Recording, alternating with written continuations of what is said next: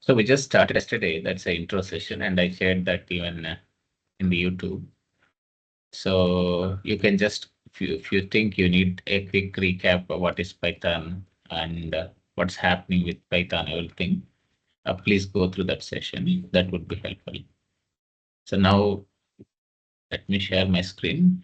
We can go ahead with the basics of Python. So from this session onwards, I think everything is important for us. Okay. So you can see here, we'll start from here and we try to understand all this. And we start with very simple programs. And then slowly, we will gradually will try to become hands-on with Python. Overall, the goal is we should become comfortable in writing code. And also you should be able to solve problems. So, and also you should also be able to use uh, AI with Python. So I'll try to know, and then whenever it is needed, I will show you how to use ChatGPT or Copilot and then how to do prompting as well.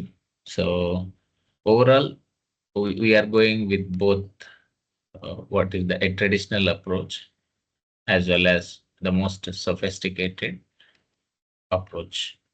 Okay, so that's what we are going to do. So it helps everyone. Okay, so now these are in any programming language starts with this, not just Python, any language. You say let it be C, let it be C++, or let it be Java, anything. Okay, let me just make it a bit bigger. So you can see here, these are all the basics which we need to start here. You can see variables, keywords, constants, and data types. And even in that data types, we have different data types like numeric types, string type, Boolean type, sequence type, set types, dictionary types. Okay, so we'll start understanding this and we try to see some examples on each of these and also do some programs as and when needed. So that's how we take it forward. Okay, next one. So variables. So what is a variable? Right, you can see here. So generally these are like boxes and we put a value to that box. And a name is given to that box. That is nothing but a variable.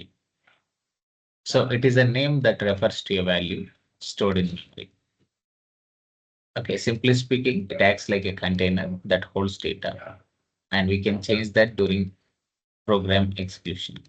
So that's a variable. We'll see with the examples. For example, you can see these are all variables in like, name, age, salary. Likewise, we can create variables in Python and we can assign values. Okay, so that is the quick idea. And these are important key points when you work with variables. The important key points is you don't need to declare type in Python. Why? Because Python is dynamically typed. You don't need data type in Python. Python automatically declares data type based on the data you assign. No need of using any data type. Okay. And there are certain rules you should follow. What is that? A variable must start with letter or underscore, alphabet or underscore. Don't start with numbers or don't use any special symbols except underscore. So that is the first rule. And it cannot start with a number and cannot use special symbols except underscore, any special symbol. And it is case sensitive. There is difference between lowercase and uppercase. Any small change in that will just treat it as a different one. So these are important rules you should follow when you declare a variable. Otherwise, it will throw an error. Following friends. So that's the idea about variables. Suppose if you want to just test it quickly, what you can do is so I will just. I hope all of you installed Python software, right? I just even shown in the yesterday's session how to install that Python software in the command prompt. Okay, sorry, Python software and how to test that in the command prompt. That's what I had discussed in the yesterday's session. Okay, now open command prompt. Right now we are just using interactive mode, or we call it as REPL. So now what is that you should do? Open your command prompt and then just type here Python. If you wish, you can also start working with me, along with me parallelly. Okay, when I type in, it just pushed us the prompt here. It opened the prompt for us. So we can test anything here. This is for quick testing. Of course, we don't use this when you do a real development. Okay, so here, for example, I just take a small variable, just A, and you can print it and you can see that this is a variable here. This is a name that you provide for a value. Okay, so that's it. And you cannot name as you like. Suppose I say one ABC, it gives an error. Why? Because we are violating the rule and we cannot violate the rule. You can see here because it should not start with number, but I just try to declare with number. Suppose I say 1 ABC equal to 700. This throws error because variable should not start with numbers. So this is not allowed. Hope this is clear for all of you friends. Got it? So likewise, you should follow rules when you are using this variables or anything. In a programming language, important thing is adhering to the rules. You must follow rules. So that's what programming language is always.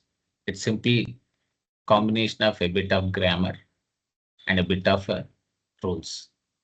So that makes a programming language. And you have keywords, right? And this is about variable.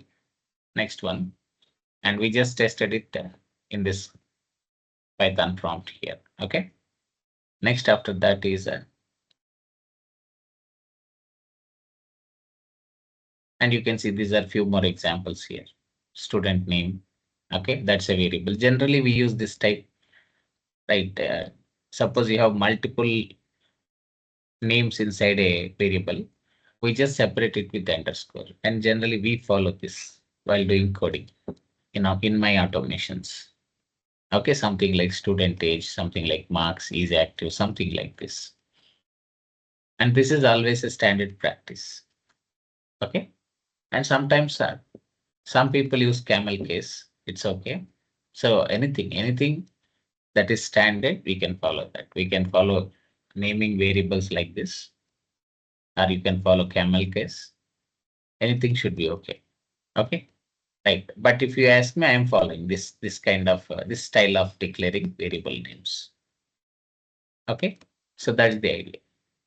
Next, after this is about the examples. Let's move to the next one. Keywords. This is very important. If you want to know, or any programming has these keywords, and this is very important. You got it right, friends. Without keywords, you cannot expect or we cannot imagine any programming language. What is a keyword? Keywords are reserved words or built-in words which have a specific meaning and purpose. And the very important rule, keywords cannot be used as variable names or identifiers. Don't use keywords as variable names or identifiers. Suppose if you want to check the list of keywords in Python, then what is that you can do? You can just check this code. There is a module keyword, and if you just import it and then just apply keyword list, then automatically it shows all different keywords that are available in Python. For testing this, it's very simple. Just copy this. I'll just ping you to, if you can also try. So right, and I imported this module, and keyword is a simple module, right? You can learn about modules later. We have a very detailed discussion on modules in the future sessions. You'll get a detailed idea. But for now, just blindly follow this. And then now just you can just apply this keyword.kw list. So when you use this keyword list, you can see here kw list means keyword list. And it shows all different keywords that are available in Python. You can see here false, none, Okay, of course, first three are built-in literals. Okay, this false, this none, this true. And rest of these are keywords. And as I said, async. Okay, if, else, while, all these are keywords. For you can see here, elif. So that's the idea. Class. There are many like this. Around, if you just count, it comes around some 25 to 30 keywords. Okay. So that's the idea. If you want just to get that length, you can apply length just to know how many keywords are there. You can just simply say keyword dot KW list. If you want to exactly know the number of keywords, we have 35 keywords. How many are there? We have 35 keywords in Python. Got it, right? So that's the idea. So this is about what is that, friends? About keywords. I mean, how to get keywords, all that. And we have just seen the list of common keywords which we can use in Python. Okay. And important rule is don't use keywords as variable names or identifiers. If you do that, it throws an error. For example, you see here, I use some if equal to 100, and if is a keyword. And if I use it as a variable, it throws error. You can see here. What is that it's saying? It is showing syntax error. Why syntax error? Because if is a keyword and I am using it as a variable. That's why this error is thrown here. You got it right? So that's it, friends. So that's the idea of what is that keywords. This is overall this thing of keywords. Okay, most of these keywords are in lowercase. You can see here. Majority except this built-in literals. The first three are literals, or we can call them as built-in literals. So the starting letter for these literals are uppercase. Only this looks to be in uppercase, that to the starting letter. Rest of the all keywords should be in lowercase. That is another important rule you should remember. Okay, you cannot use it with any other case which you want. So that's not possible. Okay, so that's the idea. So next after that. So I hope all of you got clarity on this, right? About keywords as well. Understood about keywords? Next after this, keywords is done. Got clarity, right? About variable, about keyword. And then the invalid variables, you can see that this we tested just now. If is a keyword, that's why this throws an error. And this example is just to make understand that we cannot use keywords as variables or identifiers. I got this right. So that's the idea. Sorry, friends. Let's move to the next topic. What is the next in the list? Constants. So what is constant? This is very important. Okay. Constants means fixed values. Simply speaking, fixed values. So, and we cannot change this value, simply speaking. And here we don't have any built-in constants in Python, but we can create constants like this. You can see here by providing some uppercase. Generally, what you can do, developers use uppercase names to indicate constants. We don't have any built-in constant directly in most of the situations. But constants means just all values which we cannot change. So those are nothing but constants, and you can see here. Okay. And the standard practice, if you do any development, you just declare this constants in uppercase.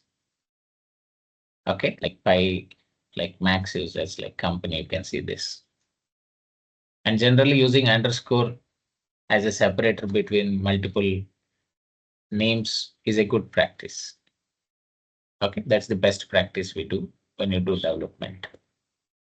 And what is the good practice? Keep all constants at the top of your code for better readability. This is the best practice. Okay, there are many best practices. I'll just keep sharing you when you do development. But This is one of the important good practice or best practice. So while declaring all your variables and constants, keeping them at the beginning is always a best practice. Okay, that's all about this. What is constant? Let's get into the types of constants. Okay, so generally we have some 4 or 5 different types of constants. Okay, and it starts with numeric constants. Right, we'll go a bit deep into this discussion. Okay, I'll also show you some working examples so that you get a clear picture. Okay, along with right now today, I try to stick to this one, this Python prompt or interactive mode. So this particular mode, what we call the using this prompt mode is called interactive mode. Okay, if you want, I can also show you with script. Anyhow, we are going to do all that in the coming days. So not a big problem. So now let's get into this now. So if you see the basic first type of constants is numeric constants. Generally, we have integers and floats. That's what numeric constants Python supports. Of course, there is one more type. We call it as complex. Okay, but complex, we can see it as a separate type of constant. Even complex is also a numeric type. It is treated as numeric. Okay, so here, if you see numeric constants, we have 2 types, integers and floating point constants. And you can see here, this is how you can define integers where it doesn't have any fraction. If it is float constant, you see it has a fraction.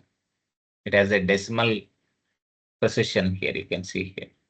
Integers generally don't have that. So they are just like whole numbers without any fraction. But a floating point has a fraction. That is the difference. Suppose now I want to test this. Of course, you know where this integer and floats are used. They are used in different calculations. Okay, so now let me open this now. So you can see here. So import here we cannot directly clean this prompt. So system dot sorry, I have to use OS. Import OS dot system of SYSTM. This is for cleaning the prompt. Okay, if you want, you can also use this. I'll just keep sharing this code blocks. Anyhow, I'll share the PPT. Everything will be there in that. Here and there, if you want, you can just walk and go through this recording. That would be helpful. So what is that you have to do? You have to import OS, and then that is the one thing. So I'm just pinging you here the chart.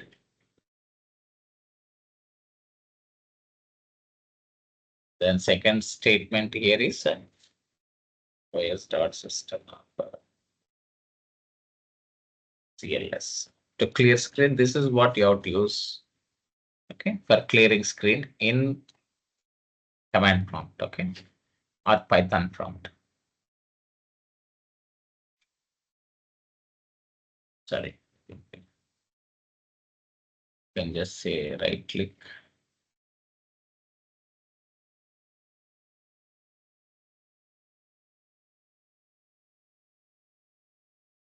Let me just paste it in.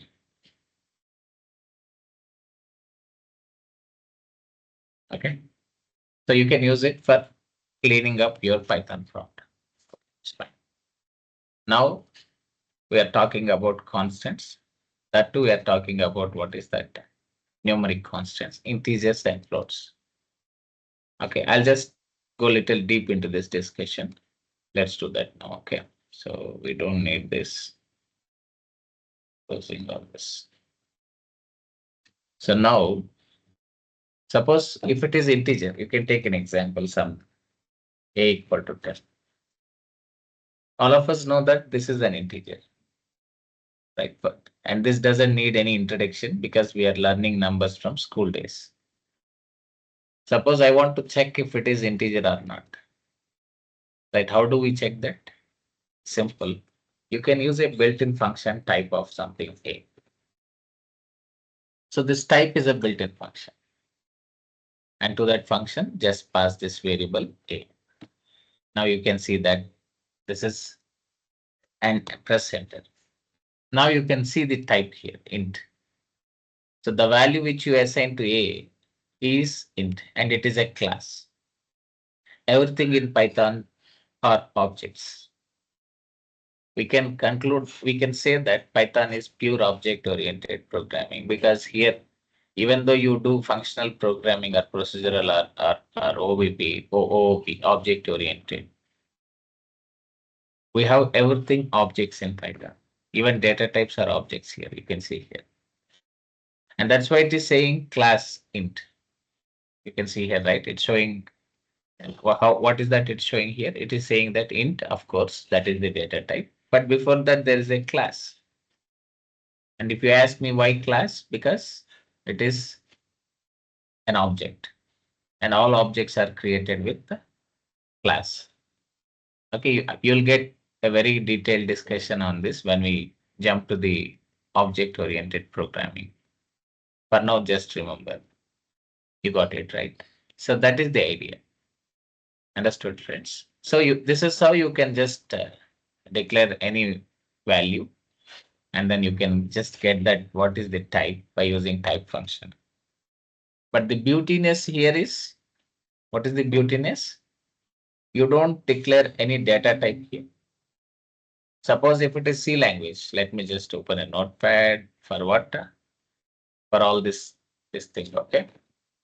I will use this just for quick explanation, okay?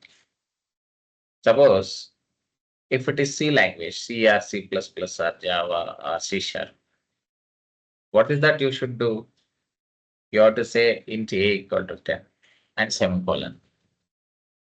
So here you have to declare data type and variable and value, and followed by semicolon termination. You need all this in other languages. But if you look at Python, you don't need all that. Just you declare variable and assign value. No data type is required. That's why it is called dynamically typed. If you look at this point, what is that? It is saying that. So somewhere you can see the point as well. You don't need any data type here. Right? Even if it is not here, you don't need to worry. But this Python is dynamically typed. Means you don't need to declare any data types. And just once you declare variable and value, and if you want to know what is the type, use type function. That's all. Just pass variable to that. It shows you the type. Okay, next, suppose if it is a variable, you know, right? How is that variable? So when you declare any variable, it looks like this. Okay, let me just create a simple this thing here. So you declare a variable. So assume that it is A. So a variable is like a box as we just discussed some time back. And you have a value inside that.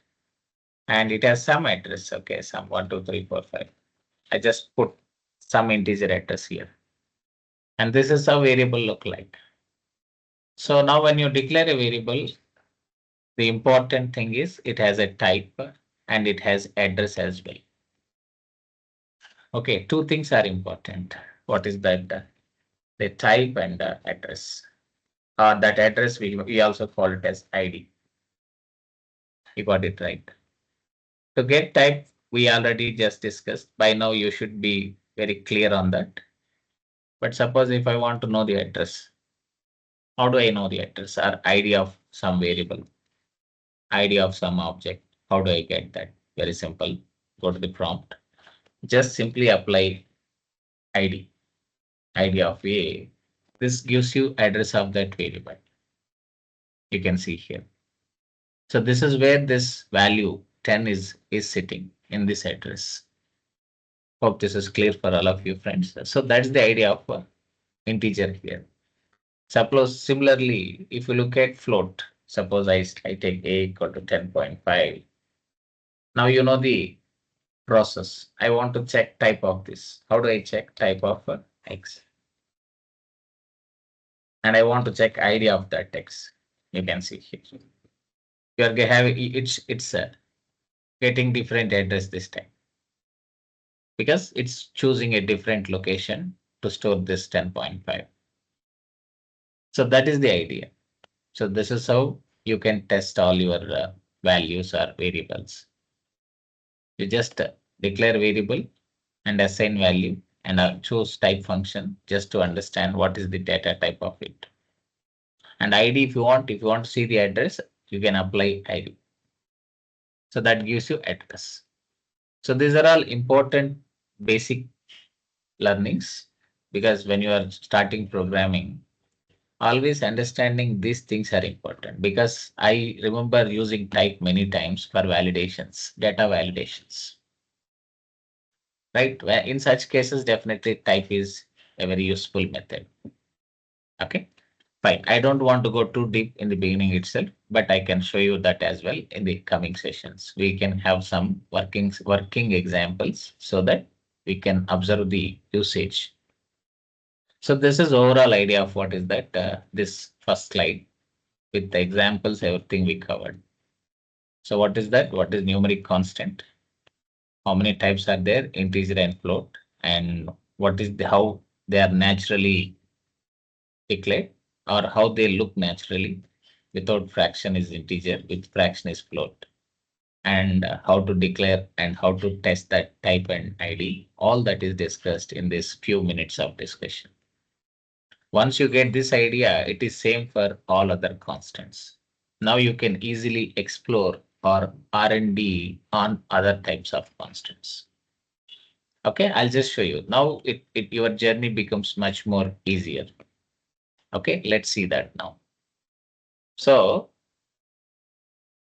next after that, so let's get to the, so this is done. Next again, string constant, the second type of constant after numeric. So the important constant in Python is again string, right? What is string? Simple, right? Constants that stores text, sequence of characters. And generally in Python, we can declare a string constant either in single quotes, double quotes, or triple quotes. You can see here. Okay. So maybe you can ask a question. Why these three different types and when to use all this? Generally, we can use single quote or double quote. That's what we do. Right. But if you want to go a little deep into that, if you have a question, why single quote, why double quote and triple quote, and when you should use that, then we have a very detailed coverage here. But for a string, just remember, it is just a simple value which is declared inside quotes, something like in single quote or double quote or triple quote. For example, you can just see here, same thing, some str1 equal to, you can just put something in single quotes, hello. So that is a string. You put it in double quotes, still it is a string. You put it in triple quotes. Of course, I didn't print it right. I should have printed. Okay, I'll do one thing. Let's again come back. str1 printed. str2 equal to again, I use double quotes and I just use different variable just to show the difference. That's all. And the third thing I use triple quotes. Okay, you can use like this. Okay, and then enter. You can, okay, I put it as str2, right? I am following the same. And you can see that you give single quote or double quote or triple quote. In the output, all that strings are getting converted to single quote again. You can see there. Okay, this is how you can declare strings. We can go a little deep into that again because we have a very detailed discussion on string topic at least 1 or 2 days. 1 or 2 sessions we complete dedicated per string, so we don't need to worry at this stage. But this is about strings, friends. Okay, this is how you can declare a string. How can you declare? You can declare in single quote, a double quote, or triple quote. So when should we use single quote? Right, you can see here. So usage best for short strings if you are using single quote. Useful when the string contains double quotes inside. And if you ask a question, how is that? We have a very easy example to understand. You can see here, right? Let me just test this. You can see the example here.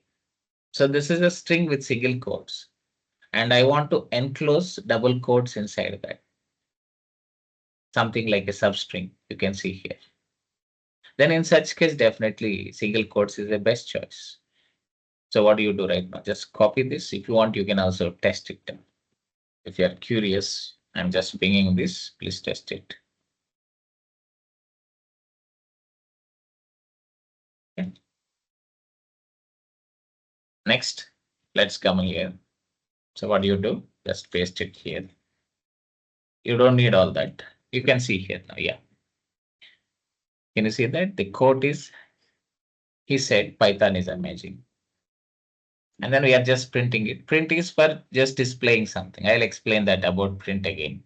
So don't worry much about this, but just use this print like this, just print function and pass variable into that function. That's all. And now you can see inside the single quotes, we are enclosing double quotes. Can you see that? Are you able to see that, friends? Yeah, that's how. And generally, single quotes is used for short strings. Hope this is clear. Okay. Anyhow, there is so much of, again, we do so many programs during the duty. One question: why it is not printed in double single quotes? Because earlier when we print string 1, string 2, it is displaying in single quotes. Correct. Why So not here?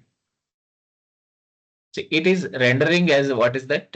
See, in this case, what you are doing here, you are taking mix of two strings here. You got it right. Correct. Yeah. So in this case, what it is doing is it is actually rendering in a different way. When you have simple basic strings like this, this is kind of interning how it is doing. There is something called what we call interning. You understand? Okay. So in this scenario, so as we are trying to concatenate two different string styles here, it chooses this output. So we don't need to worry much about that, why it is not coming, but still it is a string. If you want to check, suppose if you want to check, like, double check, simple. What you can do, type of quote, just apply this. What is this it is showing? Still it is a string, even if we, and why it's not showing that single quote again? Because again, as we are having again double quote here, it is not confusing us by having all that there. You got it right. Okay. And Okay. yeah, so and still, if you think whether it is a string or not, and by looking at these outputs, you might have a doubt. That's a quite common this thing. But the to cross check what you can do, you can apply type of code, type function. And that is still saying what is that? It is a string. Okay. So even in code, you can validate that. Like, you can apply some kind of validation, and then you can just test it also. So I hope, does it give clarity there? Yeah. Yeah. Got it. Thank you. Okay. Yeah. But it's good if someone asks questions, please keep asking. I encourage questions. I try to answer. So you can test it. Did I share this code with you? Please test it. Yeah, I think you can also test it with me. Sorry, friends. So, but you asked me this question. I tried to answer, but still I'll just also involve, what is that? Chat GPT, right? I'll do one thing. I'll just take the output like this. Generally, you can take this example. Yeah, you can take any one of this. Okay, fine. I just say chat GPT, keep it so that it doesn't do anything. So why we are not seeing single quote in output per quote?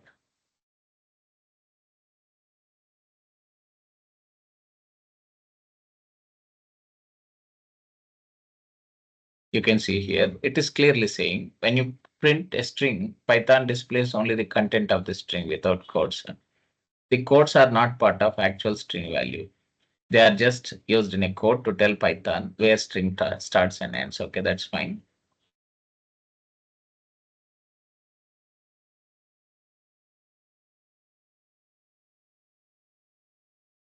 So that's all. I think we don't need to get too much into this.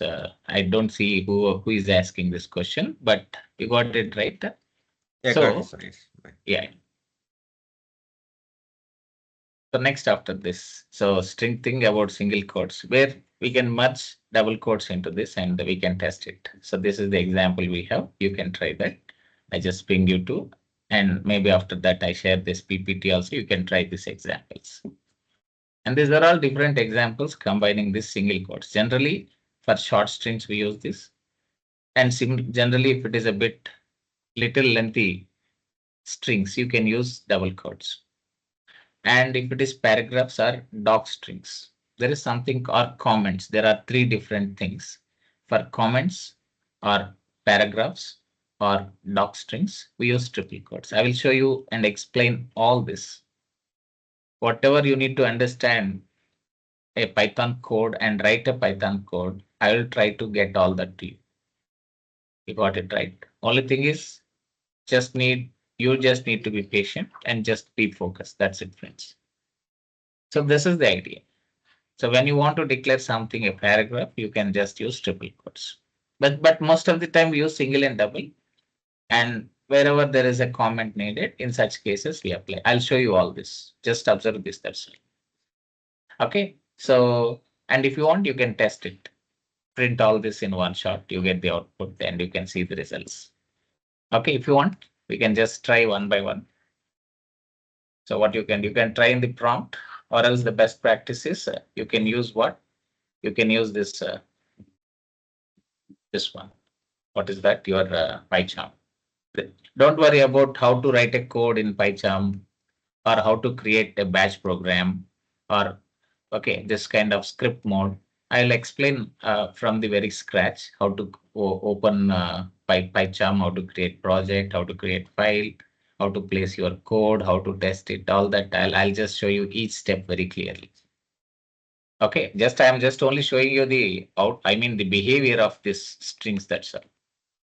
Okay, now what you have to do, just print it. Just observe the string behavior. That's all, how these strings are and how this output is coming and how different types of codes are in place and how they are working. Just observe that. Okay. So now what you have to do, just print it. Printing can be done in different ways. I'll also show you that. Okay. Generally, I don't use this print when I am doing my development. Okay. I generally use placeholders when I am doing testing. Okay, right click and when I move the code, push the code for usage, then I remove all the prints because using prints is not best practice. If you are pushing code to the staging environments, you got it right. That might be inter float. I mean, sorry, inter QAR, UATR, pre-prod or prod environments. Okay, generally we add logging. I'm just giving you FYI in the beginning itself for your information. Prints are only at learning stage or for testing purpose. But once that is done, everything is fine. We remove that and use logging in place of prints. That's the idea. Now run this. Now you can see here different types of strings. Right. You can see here somebody asked a question sometime just now, right? Even here it is not using quotes. Can you see that, friends? Because so while it is just in the output, it's okay. So not to have quotes. Understood now? So you can see this is a simple string and this is a string declared with double quotes, a bit little big string with space inside between strings. You can see here that. And this is a paragraph. To differentiate again, you can add a bit of print and some kind of description. Okay, so that you can see all that. I'll show you that anyhow while doing coding, how to have readable output and how to show the difference between one output to the other output, all that. Okay. Again, so this is idea about what is that combining all the different styles of codes here. Right. Next one after that. So this is all about strings. Only thing you need to just test here is what you have to apply type here. Once you apply type, it shows what type is that. Okay, next. After that, suppose you want to check the ID of a string, just apply ID function and just enter here. You can see you get the address. So this is the ID. So that's about string constants. Anyhow, we again come back to that. All this we are going to use them again and again. This is not the first time or this is not the last. We are going to reuse this as many times as possible. Okay, and next thing. So before I jump to the next topic, is string clear for all of you now? String constants and different codes what we have and the usage of that. Single quotes is fine. Okay, and then double quotes. Sorry. Again, I think I need to cover this before I go to the. I think it jumped actually. The slide jumped. You have double quotes. The purpose of usage of double quotes again, best when the string contains single quotes inside. You can see here. Okay, you can see another example here. Right, when to choose double quotes is this is best. Of course, it's not like you should use it only if you have single quotes or if you have double quotes. You need to use this single quotes when you have double quotes. It's not like that.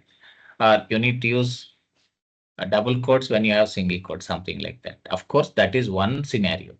But most of the times in general, for any kind of string, we prefer single quote or double quote. You got it right. So you can see that this is double quote and what is the which is when it is best when the string contains single quotes inside. Often preferred in consistent coding style. So this is the coding style. This is actually a kind of Unicode kind of thing. This is another code. Okay. So now like Unicode, PEP8 is another kind of thing. Okay. Next one. This is an example you can see here. I am using its right. It has single quote inside that. When you are trying to add a kind of separators like this, in such cases, keeping your string inside this double quotes is the best choice, is the best practice. You got it right. So now what you can do, you can just test it. You can just take it and then come here and you can say something like, you don't need to do anything, just add that here. And then what you have to do, you have to print it, something like print sentence. Okay. And you can see here, it's a beautiful day. Understood now? So that's the another quick thing about double quotes, right? When the usage of double quotes and when it is used, right? So of course, again, I told you, right? This is only one scenario. You can use it as and when needed. Okay. Next, finally, when to prefer triple quotes. As discussed, if you are declaring paragraphs or multi-line strings, when you are creating doc strings in functions or classes, right? Strings containing both single quotes and double quotes. So suppose you have a string has both single quotes and double quotes in that. In such cases, you can prefer triple quotes. I mean, this one.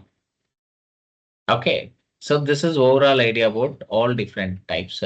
And here you can see that example here. See this. Maybe if you ask me, could you show us an example for this last scenario? Anyhow, doc strings I'll show you when we discuss functions. Anyhow, this example covers multi-line string. You can see here.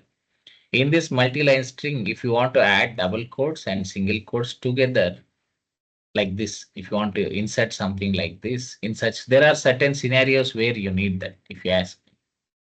In such cases, definitely triple quotes is the best choice.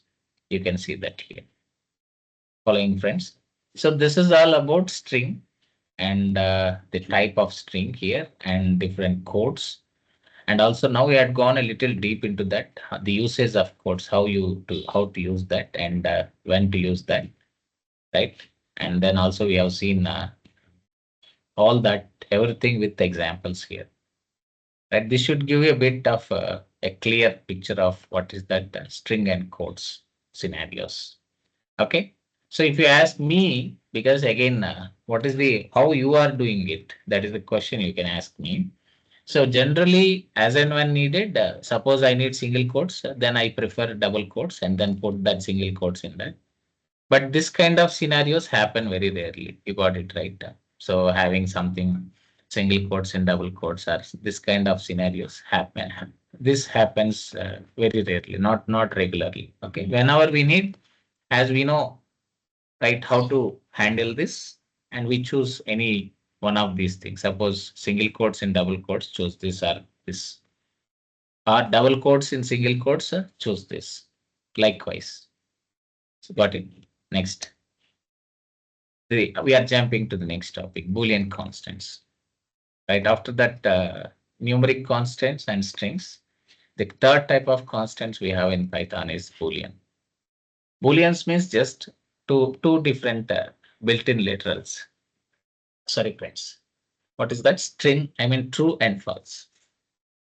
So these are important, and many times when you do this condition checks, all that, always the value that is returned is a Boolean.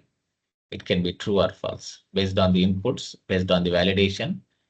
Your outcome can be true or it can be false.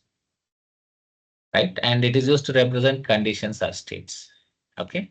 And here, this is how you can define Booleans: is active, is logged in, right? Something like this. And always the starting letter of Boolean constant should be uppercase. That is very important. Okay, for example, I want to test it. I can just say something like, some test equal to true. Okay, you can see here. And if you want, you can print it. In Python prompt, you don't need to use print actually. That is not needed. But in script mode, you have to use prints. Just print that variable, that is enough. And you can see the output here, true. And what is that you should do? Right? Just apply type function here, just to see the built-in data type. Okay, see here. You can see that it's showing bool here. Got it right. So this is the built-in data type. Next after that, I hope you, and if you want to check ID again, you can see the ID type. This is the ID. Overall, this is idea about Booleans. It's not like you should just use only true. You can test with false as well. It's up to you whether to use true, whether to use false, or whatever you want. That's the idea of what, friends, idea of Boolean. Next after that, this is okay. We are done with this. Finally, one more type of constants is complex constants. Again, this is another type. Complex numbers we don't use much in real programming. Generally, only in very severe scientific calculations, people use serious scientific calculations. People use complex constants or complex numbers. But in our day-to-day data engineering or data science, or even our automations, DevOps automations, in this kind of implementation, we don't use this complex constants. Okay, just for your FYI again. If you ask me, do you use this complex constants, means we don't use much of this. Generally, these are preferred to use in scientific calculations. Okay, so, and this is how it is. The complex constants look like this. Generally, they should have a form like, so that a plus bj, that j is this is fixed suffix. You cannot just say a plus ib like how you do with complex numbers, or x plus iy like how in mathematics we can't choose that. Always the imaginary part should be followed with a suffix j. You got it right? So you know, right, complex numbers has two parts. What is that? It has a real part and imaginary part. The first part is real, second part imaginary. And the imaginary should be followed always suffixed with j. J is a fixed suffix. You should not change it to denote that this is a imaginary part. You got it right. So we can test it quickly. You can take an example. Okay, you do one thing again. Import OS. OS is already there. Start system of CLS. Okay. Now what do you do? Just take a complex number, some C1 equal to 10 plus 20J. You can see that. Now you print this, you can see the output. Okay. Now after this, you just want to know what is the type of that type of C1. You can see that. And it's showing that type as complex here. Most of the times that data type, that type of that value and data type is almost same if you see that. So there is not much deviation from the name of the type and data type. So you should observe that as well. So this is a complex data type and the type is displayed as complex. Now I want to just check something like ID. You can see here, this is the ID here. You can understand, right? So this is the address of that complex number. Likewise, you can play around all this if needed. Okay. So this is overall idea about all different constants we have in Python. And this is the summary table you can see here. What is that? We have discussed all different types of constants. Numeric, string, Boolean, complex. Okay. And then in that numeric, we did discuss about integer and floating point. You can see that integers, floats. Of course, complex also comes under complex numbers comes under numeric. Okay. And string, what is that we do? We did that. It's a sequence of characters, and then we did observe, like, understood like how to use all the different types of codes and the usage.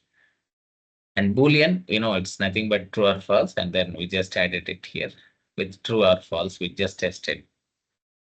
Okay, and then complex, generally we have this form, and it has real and imaginary numbers. This is the idea. I hope this is clear. So to summarize this, I just would like to have a quick summary so that it will be very clearly mapped to your mind. To make a strong mapping to the mind, I just recap what we discussed. Suppose integer, this is the data, this is the value. What is the data type that is used internally? It is int. Okay, it's not integer, just int. Suppose decimal, which is nothing but some 10.5. What is the internal data type? It is assigning. Python uses float for decimals. Suppose if it is Boolean, what is that? Some true or false, right? Sorry, friends. True or false. What is the data type it uses? It uses bool. Not Boolean, it uses bool. Next after that, string. Suppose I take string. Okay, some ABC. You can use any of the three different codes. It's up to you. What is the data type it uses? Python uses for strings str. Similarly, the last one. What is the last one? Complex. Okay, something like 2 plus 5j. And the data type used for this is complex itself. So this is a quick summary. Understood now? So when you understand this clearly, what is the data type of that value Python uses, it is helpful for you for type conversions. And understanding this is not difficult. For integer, Python uses int data type. For decimal, Python uses float. Boolean, bool. For string, it uses string. And then complex, it uses complex. All are in lowercase, you can see that. Okay. And these are very important and necessary because again, there is a scenario called type conversion. What is that? Type conversion functions. So the purpose of these functions is to convert one type to other type. So if you understand this data types here, it's easy to understand these conversion functions. And what are those conversion functions? Again, I just type here. So I just give a just quick list here. For string, we have string function so that it converts any type to string. So if you should get this idea, before that you should know that there is a string data type which is used to Python used to define that string. Right? And the function for the conversion function for string is string itself, string function. The data type and function names almost similar except this parenthesis. If you see parenthesis anywhere, it is a built-in function. Okay, next similarly for int, we have int function. For float, we have float function. I will get into this. Okay, again with examples. We don't need to worry much. Just showing you here a quick note of all this. For bool, it is bool. For complex, it is complex. And these are the conversion functions you can see here. Right? If you want to convert any type to this string or int or float or bool or complex, then we apply these functions. And sometimes in programming, this kind of conversions are important. We need these conversions. You got it right. So whatever I discuss in these sessions, everything is needed in your day-to-day development. Okay, you can double check that once we complete the session. Right, when we are going anywhere through any materials, you remember all this. Okay, so that is overall idea. Suppose you ask me, could you show us like how these conversion functions are applied? Just take example now. Let's take a simple example. Suppose I have A10. What is this? Just check the type of A now. This is integer. Now I am going to apply a simple magic. I want to convert this integer to string, numeric string. What string? A number string. Then what is that I should do? For that, if you ask me how to do that, simply we have a conversion function. Only thing that you should remember is we have these conversion functions to convert any type to any type. That required type, otherwise required type, we can use these conversion functions. So what is that I do now? I can just say some, okay, S1 equal to str of some A. Pass that variable, integer variable to this conversion function string str. And press enter and print that S1. You can see that 10 got converted to string here. It's now showing in quotes. And then now what you do, you can just apply type function, type of S1, and then enter. You can see this. What is that? S1 is converted to string now. Of course, A is still integer, but we converted that A to string and assigned to a different variable, that is S1. Got it right? So this is how you do conversions. And you can play around different data. Got it right? So similarly, you can test for that int function. These are all different conversion functions. You can try this. You can apply on int or float or anything. Suppose I just show you one more example. Suppose I have a string like, S1 equal to some 101. Okay.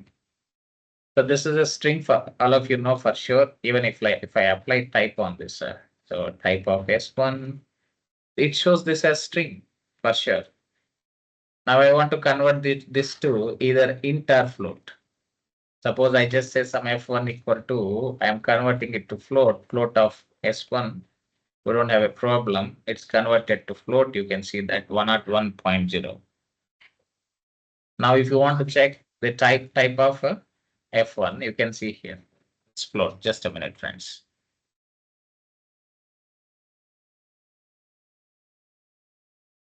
One second, friends.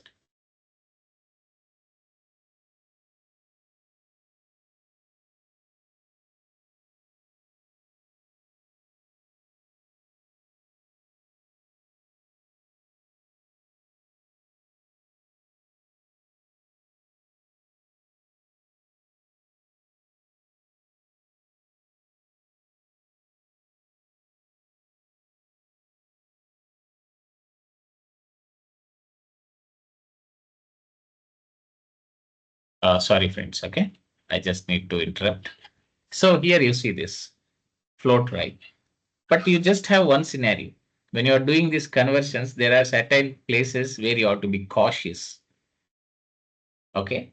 When is that? Suppose you take a scenario. This happens even when you are doing development, friends. But only thing is you should know why you are going wrong. Can you hear me? Am I audible, friends? Can someone confirm? Yes, sir. Yes, sir. Okay, thank you so much. See, again, this is important scenario. This conversion is a small example, doing that to this to that is the very basic part. A little deeper deeper observation is what? Suppose you take a string again. So don't take numeric string. Numeric string is always convertible. You don't have a problem. Take some alphanumeric string, some ABC 1, 2, 3. Okay. And definitely this is a string. When you look at that, you can understand. Else, still, if you doubt, you can just apply type and see. And this confirms that this is a string, right? So what I want to do right now? Now I want to convert this to integer. Of course, that is not actually possible because this is alphanumeric. We cannot convert alphanumeric to numeric types like float or integer. Suppose you try that. forcefully you try that. Suppose some int 1 equal to what you do. So int of s1, you try this, enter, and it throws error here. You can see this. Invalid literal for int with base 10, ABC123, value error. The error which you can see this exception is value error. So this is important. Of course, we can apply conversion functions. They are there for us. But you have to also see that whether it is convertible or not. There are certain cases where that conversion fails.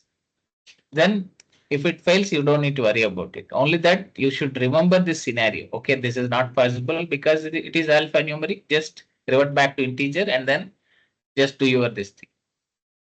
You got it right. That's how you have to just play around all these different scenarios. And this is an important scenario. Otherwise, what happens? You run it into value errors. Again, you have to fix that somewhere. Understood now? So that's the idea, friends. That's the idea of what is that conversion functions. You can apply remaining. You can also test this Boolean. I just want to show you some interesting thing here. Let me just clear my screen because I have so much of clutter here. Let me remove all that. Okay, so suppose you take Boolean some b1 equal to true, that is fine. Right? And this is for sure Boolean. We don't have it this thing. Sometimes people what they do is while declaring Boolean, they put true in quotes. Now you tell me, is this a Boolean? That is the quick question. Answer is it's not Boolean, it's a string. Don't get confused between real Boolean and a string. Okay, now if you see, suppose you just say type of that B1, it shows that it has string, it's not Boolean.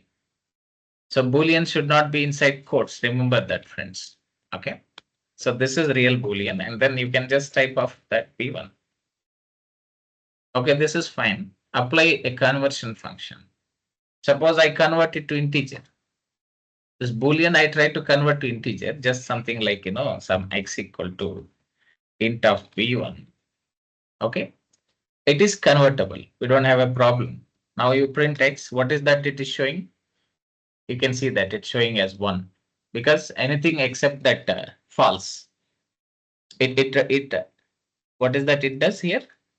It shows as what 1. Okay, suppose if it is false, generally Boolean means simple. True means 1, false means 0. Just remember that.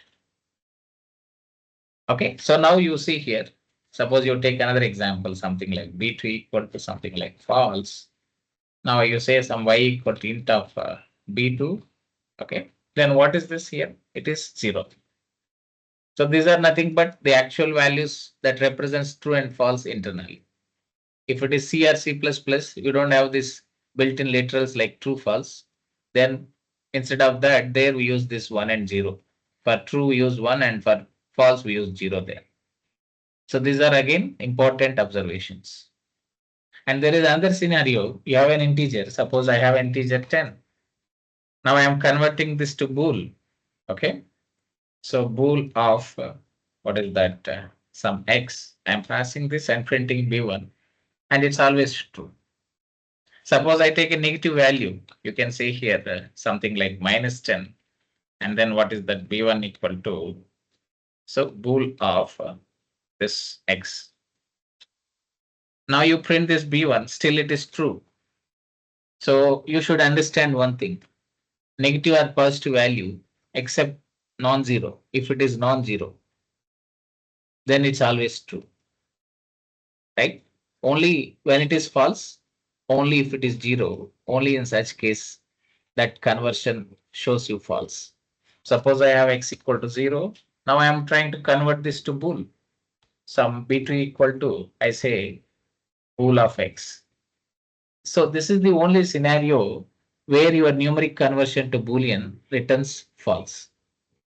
In all other cases, minus infinity to plus infinity, any value, right? If you try to convert, what is that? Except 0, it always gives you true. Any non-zero value, negative or positive, simply just to make simple, right? Negative or positive. If you try to convert to bool, then it is always true. Only that 0, if you convert to bool, it gives you false. So we are doing both to and fro conversions here. And we are also getting an idea how what is the exact value of true implicitly and false implicitly when you are converting it to numeric type. And when you are converting numbers back to Boolean, how that conversion happens here, how that change is happening here, that we are observing here. We got it right. So that is the area here, friends. Okay. Whatever we discuss again, all these are very useful. Just keep that in mind, friends. So overall, I think we try to have very deep coverage. So what is this coverage is saying here? We are talking about all the different types of constants, and then we understood the data types as well. And then we understood the conversion functions, their usage, right? And we had gone a bit deep into that conversions and understood that. Okay, you can play around, right? If you have any questions, I am always there. You can just ping me over WhatsApp or call me. I can explain, not a problem. Then after this is, let's jump to the next topic. So far, we have covered three different basic constant, basic topics. What is that? We discussed variables. I hope you are clear with that. We discussed keywords. You should be clear with that. And then we discussed about constants. This is very core topic, important topic, constants. So that's why it took some time to establish that foundation. We got it right. And then in that constants, definitely we got a clear picture about what is that integers and then float and then string and complex and Boolean and the data types associated with each of these values. Okay, so that is the next thing. Next, quickly let's jump to the data types. Already we had covered this topic. To be just if you want to just say that yes, we have already clearly discussed, and now we got a clear idea about data types. But let me just quickly walk through this slide. What is data type here? Right? It's a data type defines the type of value a variable can hold. That's a data type. And just a simple question again for you, just like a test your memory. Do you have data types directly, explicitly in Python? That is the question. Or do you need that? Answer is you don't need explicit data types because Python is, what is the answer, friends? Python is, can you answer in the chat box if possible?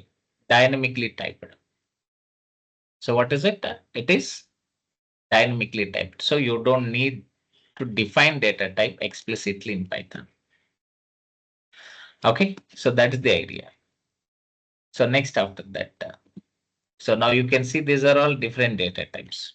So do I need to define means? Answer is yes, you don't need that because Python is dynamically typed. That is one thing.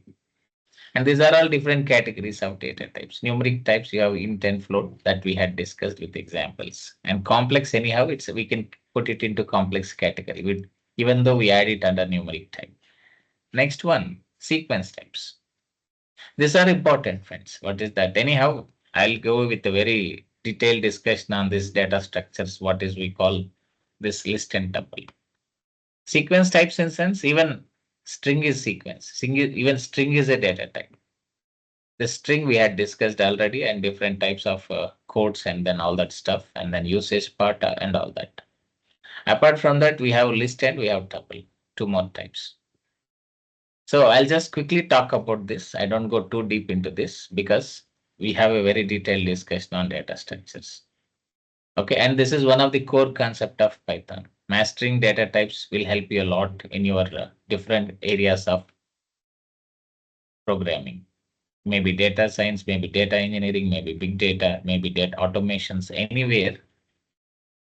These data structures or collections have a very important role. So that is the idea. Now what do you do? Let me just show you this sequence types. Okay, let me explain these types here quickly. What is list and what is tuple? List you can see here. It is something in square brackets. Simply we can say it's collection of values. Okay, heterogeneous values. You don't need to go deep into this discussion right now. Just remember that this is list, this is tuple, and how to define it. What is that implicitly?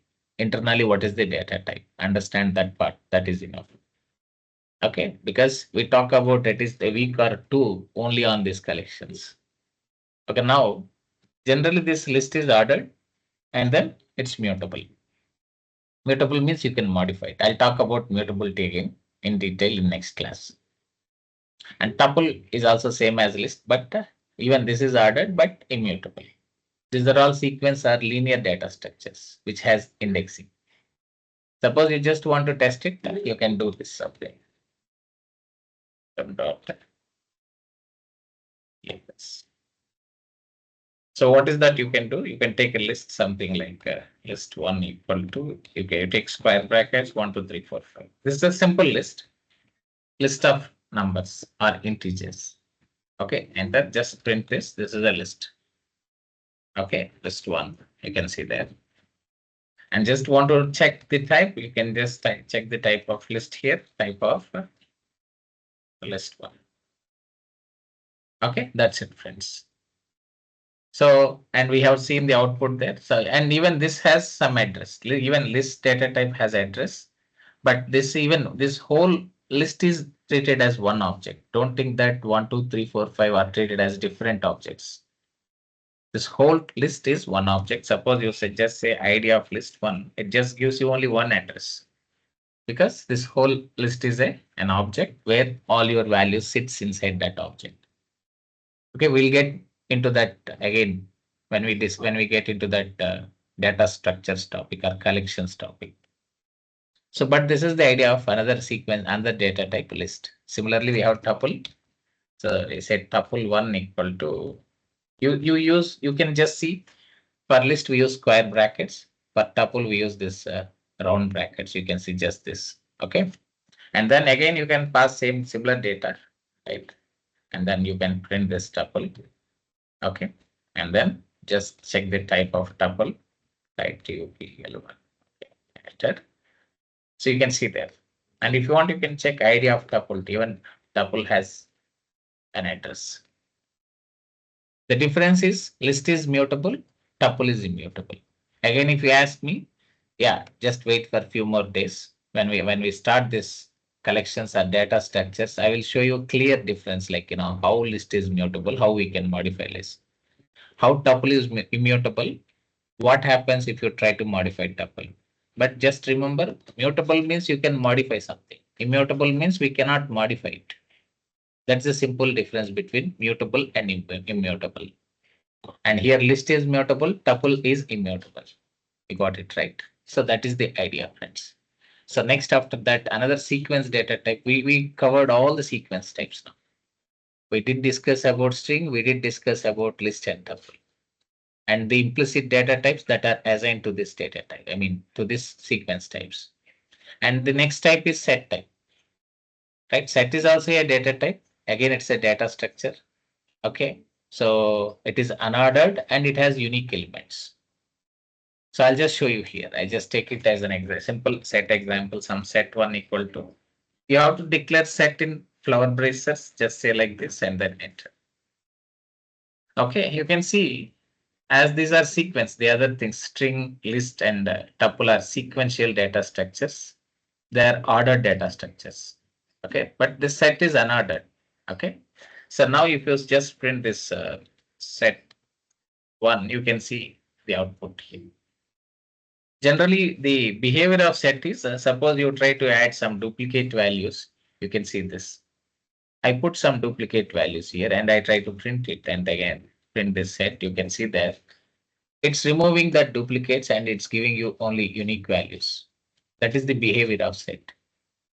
And these are unordered. Internally, set uses some kind of hash code. Okay, it uses hashing internally. So that's the idea.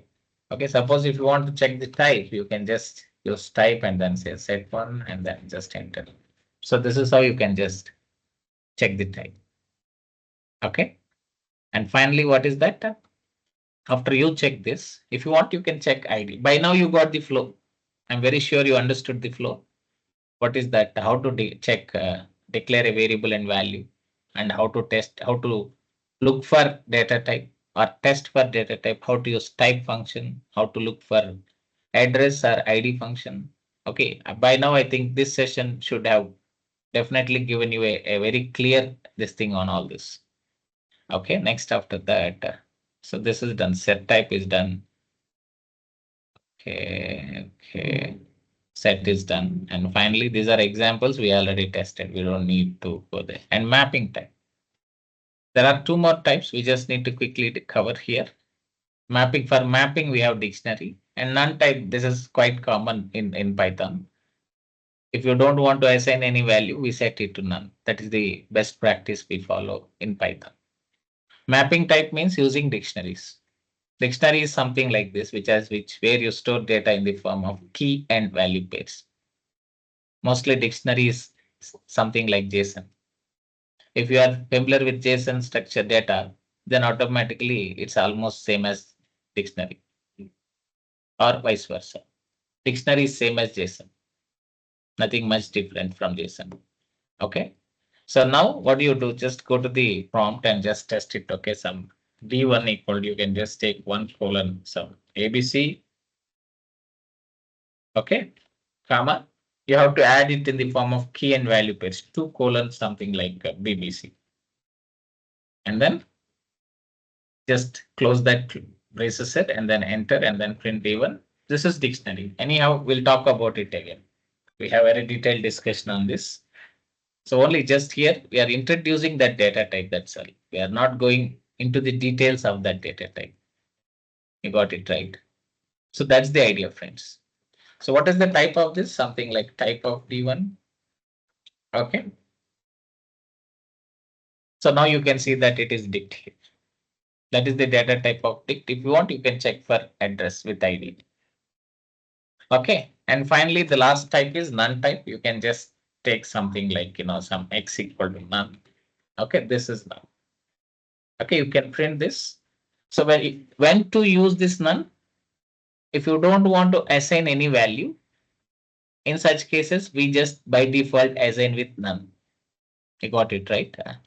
So, and if you want to check what is that type of that X, you can see here now, it is none type. Again, if you assign none, literal none, the type of that none is none type here. So these are all different data types, what we have in Python.